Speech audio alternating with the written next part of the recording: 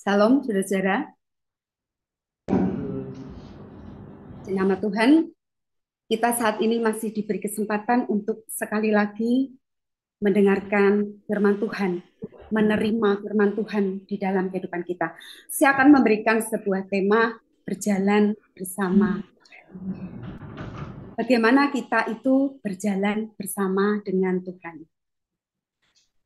Saudara, kalau saya bertanya kepada kita semua, kita tentunya pengen banget kalau diajak jalan bareng itu sama orang yang dekat dengan kita, orang yang spesial dengan kita, dan juga dengan orang yang kita mau, gitu ya.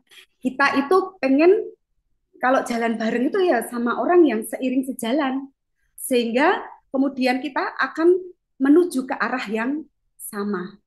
Meskipun tidak banyak yang harus dikomunikasikan, didiskusikan, karena satu frekuensi, kita pasti akan sama-sama setuju. Karena pasti yakin akan tiba pada tujuan yang sama-sama diharapkan. Kita semua pasti pengen banget jalan bareng dengan seseorang yang seperti itu. Bisa siapa saja ya yang ada di dalam pikiran kita.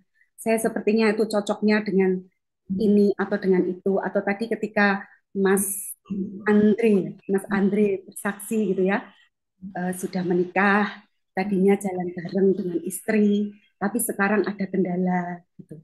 Nah, rupa-rupanya berjalan dengan Tuhan itu harus kita pahami dengan benar. Kita harus menempatkan diri kita yang kita masih ada di dunia ini, tentunya kita terus harus berjalan. Berjalan artinya hidup itu harus terus berlangsung, ya. Jadi hidup itu tidak berhenti. Karena apa? Karena kita masih di dunia. Kalau kita masih di dunia, Tuhan masih izinkan kita di sini. Kalau Tuhan izinkan kita masih di sini, ya kita harus bergerak atau berjalan dengan keadaan yang baik. Saya akan membacakan satu ayat yang ini sudah sangat populer ya di kalangan kita orang-orang percaya. Saya akan membacakan dari Yohanes 14 ayat 6. Yohanes 14 ayat 6, kata Yesus kepadanya, "Akulah jalan dan kebenaran dan hidup. Tidak ada seorang pun yang datang kepada Bapa kalau tidak melalui aku." Ini ayat populer dan ayat ini yang harus kita dengung-dengungkan di sepanjang kehidupan kita kepada siapapun yang ada di dalam kehidupan kita, ya. Karena satu-satunya jalan dan kebenaran dan hidup adalah Tuhan Yesus. Dan mari di awal ini kita sepakat dulu ya, kita satu persepsi, kita sepakat bahwa kita itu berjalan dengan seseorang yang spesial itu adalah bersama Tuhan Yesus. Bukan siapapun yang kita pikirkan di dunia ini. Bukan dengan pasangan, bukan dengan suami istri atau sahabat atau sobat ya. Tapi sobat itu adalah Tuhan Yesus. Mari kita satu persepsi bahwa kita akan berjalan bersama dengan Tuhan Yesus selama di dunia ini. Dan Tuhan Yesus secara jelas mengatakan, "Akulah jalan, kebenaran, dan hidup. Tidak ada seorang pun yang datang kepada Bapa kalau tidak melalui aku." Tuhan Yesus sudah menunjukkan arahnya. Arahnya itu kemana? Arahnya ya kepada Bapa, tidak kemana-mana. Jadi arah jalan tujuan yang Tuhan ingin kita jalan bersama-sama dengan Dia adalah cuma satu, yaitu kepada Bapa. Ya, kepada Bapa artinya apa? Kita semua nanti akan berkumpul bersama dengan Bapa. Kita semua nanti akan meninggalkan dunia ini. Setiap firman Tuhan selalu mengingatkan kepada kita bahwa kita semua itu nanti akan mati. Ya, kita tidak perlu takut dengan firman itu. Jadi kita semua itu akan mati, tapi jangan sampai kematian kita itu sia-sia. Tuhan Yesus sudah menjelaskan bahwa arah tujuan kita itu kepada kekekalan, yaitu hidup bersama dengan Bapa kita, Bapa kita yang ada di surga. Amin. Nah, ada 3 poin sedikitnya, ini sedikitnya ya, jadi baru 3 poin saja. Nanti kita bisa, kalau kita setiap saat itu membaca firman, kita akan semakin disingkapkan gitu. Kita akan semakin diajari oleh Tuhan bagaimana kita itu mengerti setiap firman yang Tuhan taruh di dalam kehidupan kita. Ada 3 poin. Mengapa kita itu harus berjalan bersama dengan Tuhan, bersama dengan Tuhan Yesus? Mengapa? Ya. Yang pertama adalah ketika kita berjalan bersama dengan Tuhan Yesus, kita mendapatkan jaminan. Kita mendapatkan jaminan. Jaminan adalah sesuatu yang pasti. Sebagai contoh, kalau kita itu membeli sesuatu, kita pasti bertanya, jaminannya apa ini? Kalau ini tuh memang betul baik, barang yang baik.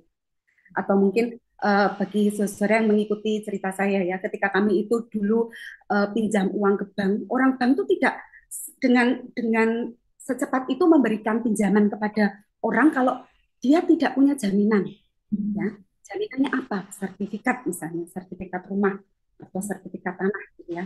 Nah, ada jaminan. Jaminan apa itu ketika kita berjalan bersama dengan Tuhan Yesus? Yang pertama adalah jaminan keselamatan. Jaminan keselamatan ini bisa kita lihat melalui firman-Nya. Saya akan membacakan dari Yesaya 46 ayat 4. Ini beberapa ayat yang saya kutip adalah ayat-ayat yang sudah sangat populer gitu ya dengan kehidupan kita orang-orang percaya. Yesaya 46 ayat 4, sampai masa tuamu aku tetap dia, dan sampai masa putih rambutmu aku menggendong kamu. Aku akan melakukannya dan mau menanggung kamu terus. Aku mau memikul kamu dan menyelamatkan kamu. Sampai kapan Tuhan akan menolong kita? Sampai kapan? Sampai masa tuamu. Kita tidak bisa request gitu ya, berapa usia kita di hadapan Tuhan. Kita mati itu kapan? Tidak ada syaratnya. Syaratnya harus tua, syaratnya harus sakit dulu, atau syaratnya apalah macam-macam gitu. Tidak pernah ada syaratnya. Tapi jaminan keselamatan itu jelas sekali tertulis di dalam firman kebenaran ini. Bahwa sampai masa tuamu itu artinya sampai kapanpun hidup kita di dunia ini, Tuhan itu tetap bersama dengan kita supaya apa? Hidup kita diselamatkan. Bahkan Tuhan akan menggendong kita. Tuhan itu melakukannya dengan sepenuh hati loh. Ya. Tuhan itu melakukannya dengan sepenuh hati, sekuat tenaga gitu. Kira-kira kalau dipikirkan dengan kekuatan kita manusia. Tuhan itu akan memberikan apapun untuk kita. Walaupun kita sudah nggak mampu jalan gitu ya, Tuhan akan menggendong kita. Supaya apa? Supaya kita itu tetap berjalan bersama dengan Tuhan. Jaminan keselamatan itu diberikan kepada orang-orang yang mau diajak berjalan bersama dengan Tuhan. Kemudian yang kedua adalah jaminan perlindungan. Jaminan perlindungan Tuhan. Saya bacakan Yesaya 58 ayat 11. Tuhan akan menuntun engkau senantiasa dan akan memuaskan hatimu di tanah yang kering dan akan membaharui kekuatanmu. Engkau akan seperti taman dan yang diairi dengan baik dan seperti mata air yang tidak pernah mengecewakan. Ini adalah jaminan perlindungan dan berkat. Jadi ketika kita itu diselamatkan Tuhan, ada yang namanya jaminan perlindungan dan berkat. Ketika terjadi segala sesuatu menimpa dengan kita, kita itu tidak sendirian. Tuhan selalu melindungi kita. Tuhan selalu menolong kita. Bahkan berkat-berkatnya itu senantiasa tercurah atas kehidupan kita asal kita mau berjalan bersama dengan Tuhan. Ini adalah poin yang pertama. Saudara, saya ingin mengajak kita itu untuk mengembalikan itu dalam realitas kita. Ya, kalau sudah ada jaminan keselamatan, jaminan perlindungan dan juga berkat dari Tuhan, yang itu cuma-cuma loh, ya. Tuhan itu kasihnya itu cuma-cuma diberikan kepada kita. Tetapi kalau kita itu minta berkat, itu yang bersyarat, ya. Kalau kita sudah diberikan kasih, kita berikan keselamatan kepada Tuhan, tetapi bahwa berkat itu akan kita terima dengan sebuah syarat. Apakah kita itu sudah melakukannya dengan benar? Saya ingin kembali mengingatkan kita sebagai orang-orang percaya. Mungkin Bu Ana sudah menyampaikan itu di dalam sharing-sharing firman-Nya kepada saudara-saudara semua, bahwa manusia itu kan kekristenan, dasar dari sebuah kekristenan bahwa manusia itu terdiri dari apa? Dari apa saja? Ayo, yang di ujung bumi. Kita terdiri dari apa? Kak, ini roh, jiwa, dan tubuh. Tapi seringkali yang terjadi realitasnya. Yang ada di paling atas itu namanya apa? Tubuh. Ya. Manusia itu seringkali yang ada di atas itu tubuh, yang diopeni kalau orang Jawa. Kita tuh sering yang diopeni itu tubuh kita saja. Daging kita saja. Ya. Kalau roh itu semua adalah karena karunia Tuhan. Semua manusia diberikan roh yang sama. Roh Kudus yang diberikan kepada kita ini semuanya sama. Semuanya yang akan memimpin kita, menolong kita. Bahkan di dalam firman Tuhan jelas dikatakan di dalam Yesaya, di dalam Wahyu ya, bahwa kita itu diberikan roh apa? Hikmat, roh pengertian, roh apa? Ada 7 roh. Masih ingat gak? Bu Ana sering menyampaikan itu ya. Ada keperkasaan, ada kesalehan, ada pengenalan, akan takut akan Tuhan itu ya. Roh Tuhan itu sudah dicurahkan semuanya kepada kita, semua manusia, dan itu sama. Tetapi tentang jiwa, kita tuh diberikan, kita itu punya jiwa yang tidak sama. Jiwa itu apa? Kita berbicara tentang apa? Jiwa itu meliputi pikiran, perasaan, dan juga kehendak. Setiap kita masing-masing personal memiliki pikiran yang tidak sama. Misalnya ini, Bu Ana datang di Zoom ini. Semuanya pasti punya pikiran yang tidak sama ya. Ada yang aduh senang Bu Ana datang, ikut memberkati kita gitu ya. Nah, kita itu punya pikiran, punya perasaan, dan juga punya kehendak bebas. Betul? Kenapa disebut bebas? Karena manusia itu memiliki itu semua tidak sama. Itu kemudian yang disebut dengan karakter. Karakter kita itu tidak sama. Satu dengan yang lain. Oleh sebab itu, kemudian kita yang berupa tubuh ini, yang masih tubuh di dunia ini, seringkali kita itu lebih banyak dipengaruhi atau dikuasai dengan apa yang disebut dengan pikiran, perasaan, dan kehendak yang kita. Itu yang harus kita perhatikan. Karena apa? Kenapa kita harus memperhatikan bagian ini? Karena firman Tuhan dengan jelas itu mengingatkan kepada kita begini. Mari kita baca lagi dari 1 Tesalonika 5 ayat 23. 1 Tesalonika 5 ayat 23. Semoga Allah damai sejahtera menguduskan kamu seluruhnya, dan semoga roh, jiwa, dan tubuhmu terpelihara sempurna dengan tak bercacat pada kedatangan Yesus Kristus Tuhan kita. Tuhan itu mengharapkan, atau bahkan Tuhan itu ingin sekali supaya pada akhirnya nanti ketika kedatangan Tuhan Yesus kembali, kita didapati bahwa roh, tubuh, dan jiwa kita itu tidak bercacat. Kita semua tahu ya, tubuh itu semua nanti akan kembali kepada debu. Tubuh kita ini tidak kekal. Tubuh kita ini fana. Tubuh kita ini nanti akan kembali kepada debu, seperti pada saat awal diciptakan dari debu, kemudian kembali kepada debu. Dan roh kita itu akan kembali kepada Bapa, karena roh itu Tuhan yang kasih. Ya, Bapa yang kasih akan dikembalikan, akan kembali kepada Bapa. Tetapi jiwa kita ini yang nanti akan dihakimi. Kita semua itu akan menghadap kepada sebuah penghakiman. Penghakiman dari hakim yang agung, yaitu Tuhan kita, pencipta kita. Tuhan akan menghakimi bagaimana jiwa kita selama kita itu hidup di dunia. Apakah tubuh itu yang masih sering kita makan? Kita masih gimana ya supaya saya itu bisa makan seperti orang lain meskipun mungkin kita tidak mampu membelinya. Kemudian cara-cara kita lakukan. Bagaimana supaya lifestyle saya itu seperti yang aku mau, padahal mungkin kita tidak mau. Kemudian kita menggunakan cara-cara seperti waktu yang lalu saya menyampaikan kita tidak bisa mencukupkan diri kita dengan apa yang ada.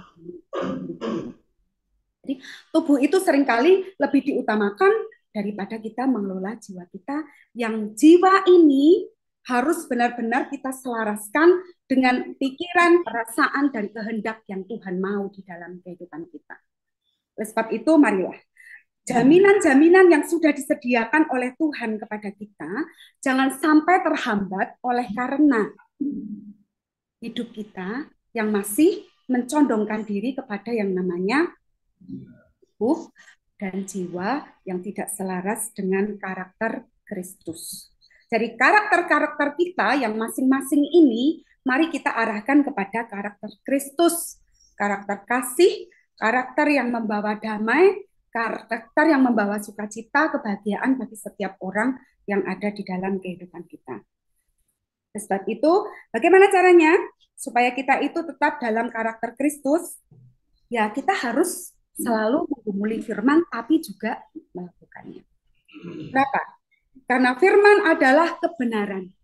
Tidak ada sesuatu apapun di dunia ini yang disebut kebenaran kecuali firman Tuhan. Jadi kalau kebenaran itu sudah ada di dalam hidup kita, firman itu selalu ada di dalam hidup kita, itu artinya karakter Kristus itu sudah berada di dalam diri kita.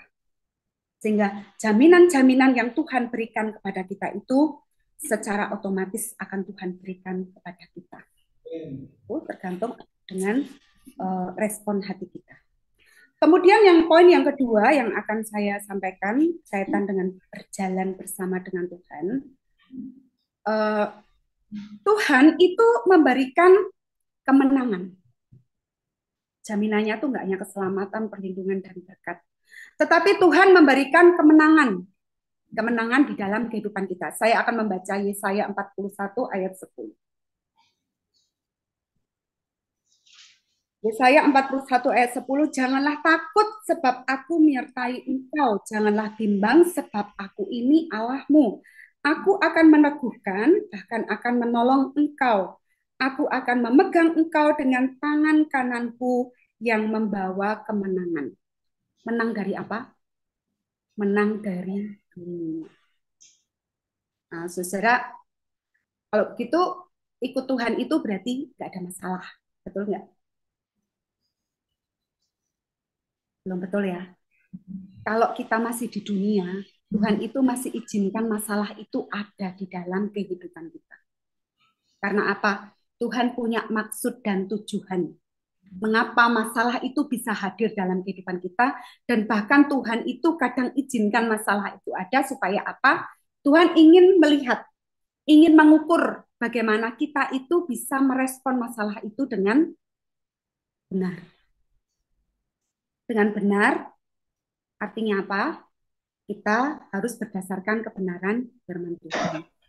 Nah, kalau kita tadi itu berjalan bersama dengan Tuhan misalnya, jalan bersama dengan Tuhan itu belum tentu jalannya itu lurus-lurus terus ya.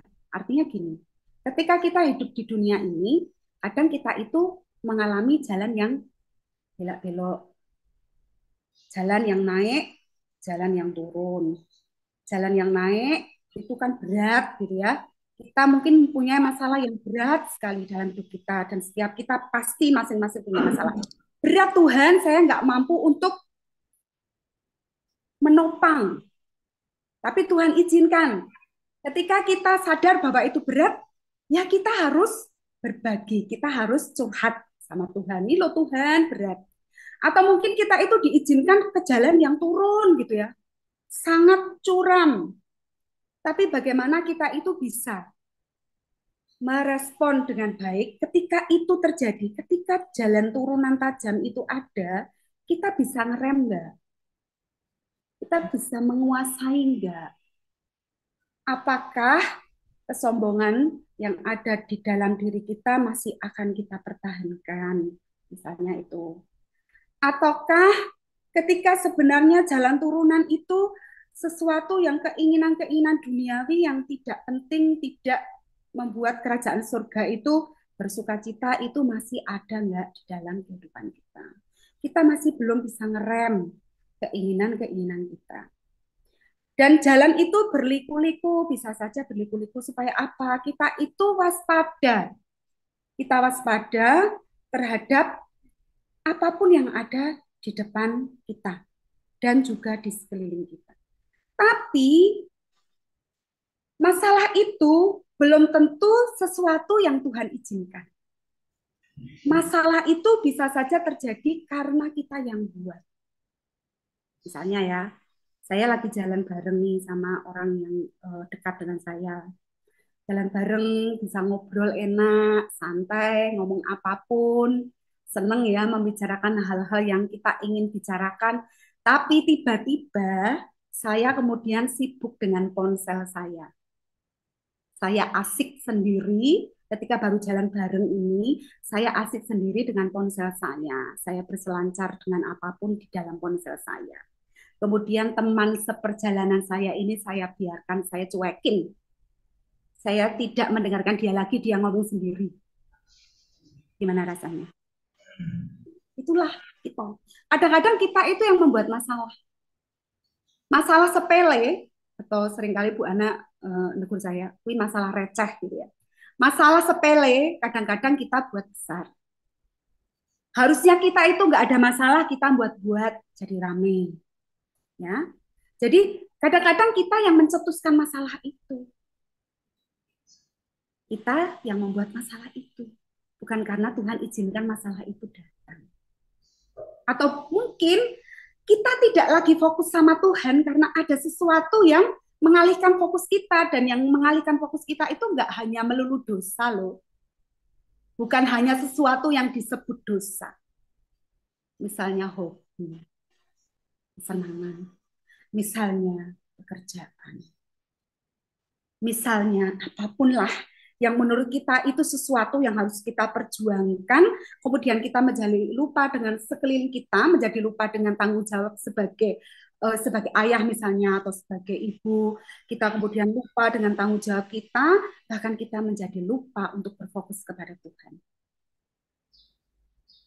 Ya, jadi hal-hal yang demikian ini adalah sesuatu yang terjadi dalam kehidupan kita, tapi firman Tuhan mengatakan kita tidak perlu takut dengan masalah-masalah itu. Karena setiap masalah itu ada solusinya. Kalau kita mau nurut sama Tuhan, dan kalau kita mau berjalan bareng dengan Tuhan. Sehingga masalah-masalah itu akan ada solusinya, bahkan sesuatu yang tidak pernah kita pikirkan itu bisa Tuhan berikan untuk mengatasi masalah kita. Bu Ana mungkin pernah menyampaikan apa yang disebut dengan supernatural. Sesuatu yang supernatural. Tuhan itu bisa memberikan solusi atas masalah kita dengan yang supernatural. Sesuatu yang tidak pernah terpikir di dalam kehidupan kita, tidak pernah masuk di akal kita, ya. Sesuatu yang orang mungkin dengan cara itu misalnya gitu ya. Tapi Tuhan izinkan itu bisa terjadi karena Tuhan itu adalah yang berkuasa atas hidup kita, sehingga sesuatu yang supernatural itu bisa terjadi. Seperti firman-Nya ya, Keluaran 14 ayat 14, Tuhan akan berperang untuk kamu dan kamu akan diam saja. Kita sering ya mendengar ceritanya Gideon, ya. Ketika dia mau perang melawan berpuluh-puluh prajurit gitu ya. Sesuatu yang supernatural itu terjadi. Tidak mungkin ya, kalau dipikir 300 orang bisa melawan berpuluh-puluh ribu lawan yang punya senjata komplit lengkap. Tidak seperti yang dimiliki oleh Gideon dan pasukannya. Tapi itu bisa terjadi karena apa? Yang supernatural itu bisa terjadi atas kita asal kita mau nurut berjalan bersama dengan Tuhan. Tuhan akan memberikan kemenangan demi kemenangan di dalam kehidupan kita, dan kita akan lepas dari setiap masalah dengan kehidupan kita. Dan yang terakhir, poin ketiga yang ingin saya sampaikan adalah Tuhan memberikan ketenangan. Tuhan memberikan ketenangan. Yeremia 32 ayat 17. Dan saya sambung nanti 1 Petrus 4 ayat 7 ya. Yeremia 32 ayat 17. Di mana ada kebenaran, di situ akan tumbuh damai sejahtera, dan akibat kebenaran ialah ketenangan dan ketentraman untuk selama-lamanya. Kembali diingatkan ya. Kalau kebenaran firman Tuhan itu kita utamakan di dalam kehidupan kita dan kita lakukan, kita itu akan mendapatkan ketenangan, nggak kemerungsung, gitu ya. Kalau punya masalah, kita tuh nggak kemerungsung, iki piye yo carane, gundah gitu ya. Kita masih mengandalkan diri sendiri, solusinya gimana dan lain sebagainya. Bukannya datang kepada Tuhan untuk mendapatkan ketenangan, tapi kita sibuk dengan cara-cara kita untuk mencari masalah. Kita seringkali ingin membantu Tuhan. Nah, banyak orang Kristen masih melakukan hal itu. Kita ingin membantu Tuhan. Gini loh Tuhan caranya. Harusnya kalau begini semuanya nanti selesai cepat. Kita mungkin ingin membantu Tuhan. Hari ini kami dari KKS diingatkan dengan quote dari Bu Ana yang sangat baik. Jadi ketenangan itu didapat melalui apa? Ketika kita itu berdoa. Kita punya hubungan pribadi dengan Tuhan di dalam doa. Dan doa itu akan terjawab manakala apa? Manakala sikap hati kita itu benar. Quote-nya sangat sangat memberkati ya saya secara pribadi. Jadi kalau kita itu berdoa, kita membangun hubungan dengan Tuhan, tapi sekedar berdoa, tidak ada sikap hidup kita yang benar, Tuhan mungkin akan menunda jawaban-jawaban atas doa. Oleh karena itu kita akan diberikan ketenangan dari Tuhan manakala kita itu ya duduk diam di kaki Tuhan. Kita itu menyerahkan sepenuhnya hidup kita terus berdoa, jalin komunikasi dengan Tuhan seperti 1 Petrus 4 ayat 7, kesudahan segala sesuatu sudah dekat, karena itu kuasailah dirimu dan jadilah tenang supaya kamu dapat berdoa dengan tenang. Kita harus mau duduk diam dulu di kaki Tuhan. Biarkan Roh Kudus yang masuk bicara kepada kita. Bukan sederet permintaan, permohonan yang kita haturkan kepada Tuhan. Tapi kita mau duduk diam mendengar Tuhan maunya tuh apa. Maunya Tuhan apa itu bisa melalui siapapun. Ya, seperti tadi Mas Andre cerita, Mas Adi cerita, saya diingatkan melalui Bu Ana. Jadi Tuhan memberikan solusi melalui Bu Ana. Dan bahkan memberikan solusi itu terserah Tuhan mau melalui cara apa dan melalui siapa. Tapi yang utama kita adalah duduk diam di kaki Tuhan. Kita berdoa dengan benar. Ada 3 poin yang mestinya itu ada di dalam diri kita ketika kita mau berjalan bersama dengan Tuhan. Kita mendapat jaminan kekekalan, ya. Kita mendapatkan kemenangan demi kemenangan, dan kita akan terus tenang, sukacita, damai. Tidak lagi ada persoalan-persoalan dalam kehidupan kita. Dunia ini semakin sulit, bahkan banyak bencana-bencana, banyak kebakaran di mana-mana karena kemarau panjang. Tapi ada juga yang mengalami banjir bandang sehingga lebih dari 20.000 orang kemudian meninggal. Ya. Akhir zaman, Tuhan izinkan segala sesuatu itu semakin sulit. Masalah itu akan semakin sulit. Oleh sebab itu, ketika masalah semakin sulit, tetaplah kita tuh berjalan bersama dengan Tuhan. Jangan kita menggok kanan, menggok kiri, sakar PDW ya. Jangan kita cari jalan sendiri, jalan keluar sendiri. Jangan kita juga ngatur Tuhan. Berjalanlah tetap bersama dengan Tuhan. Supaya apa? Ketika Tuhan Yesus datang kedua kali, didapatinya kita itu sebagai orang-orang yang berkenan. Amin.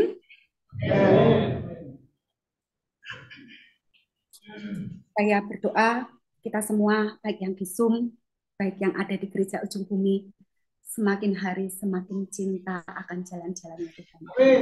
Kita diberikan kekuatan untuk melakukannya itu, dan Roh Kudus sudah ada di dalam diri kita. Biarlah Roh itu lebih kuat dari tubuh kita, dari jiwa kita, karena roh itu yang akan menolong kita untuk bersama dengan Tuhan. Mari kita berdoa.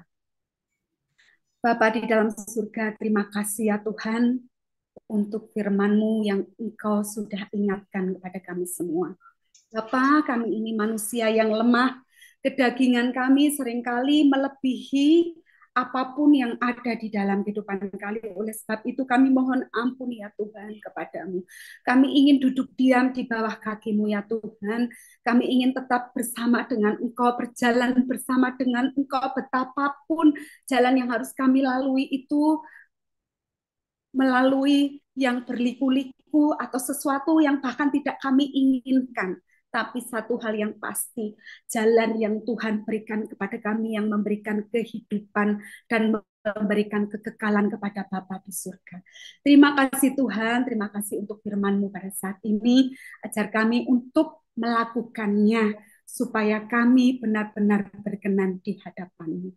Terima kasih Bapa, di dalam nama Tuhan kami Yesus Kristus, kami telah berdoa dan bersyukur kepada Bapa di surga. Amin. Terima kasih berikan saudara-saudara